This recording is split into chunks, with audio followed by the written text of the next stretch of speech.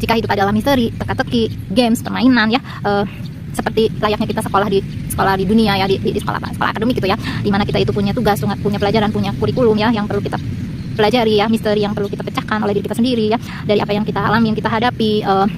Semua itu adalah apa ya, sebuah proses ya, sebuah proses hidup ya, bukan sekedar kita menjalani kehidupan yang hanya di permukaan saja, tetapi betul-betul kita belajar di kehidupan ini ya, untuk misalnya memenuhi keinginan, kebutuhan diri kita sendiri ya, tapi juga tentang memenuhi panggilan ilahi, misi jiwa ya. Karena setiap jiwa yang lahir itu kan sebenarnya punya, menurut saya ya, punya tugas khusus ya, tugas yang sangat personal ya, dimana setiap orang itu berbeda-beda gitu.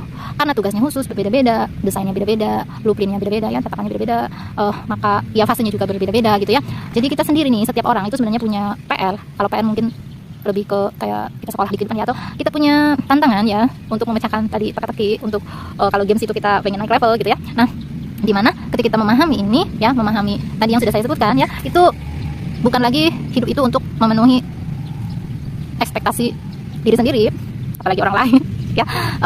Karena ketika kita itu hidup dengan apa ya, karena ekspektasi kita sendiri dan apalagi orang lain, maka kita menjalani hidup itu dengan terkungkung, dengan terpenjara pada tadi ya, penilaian, ekspektasi, validasi orang lain. Nah, ketika kita energinya terfokuskan ke sana, gimana kita mau mengerjakan PR kita sendiri, gimana kita mau main, mengendalikan kita sendiri, gimana kita menciptakan kehidupan kita sendiri yang enak, yang damai, yang seru, yang menyenangkan gitu kan, karena energi kita terkurasnya untuk ke sana gitu loh. Jadi balik lagi, perlu kita sadar ya, kita sadari bahwa kita ini adalah diri yang sejati ya, bukan kita hidup di sini di dunia ini tuh punya misi sendiri, punya cetakannya sendiri ya.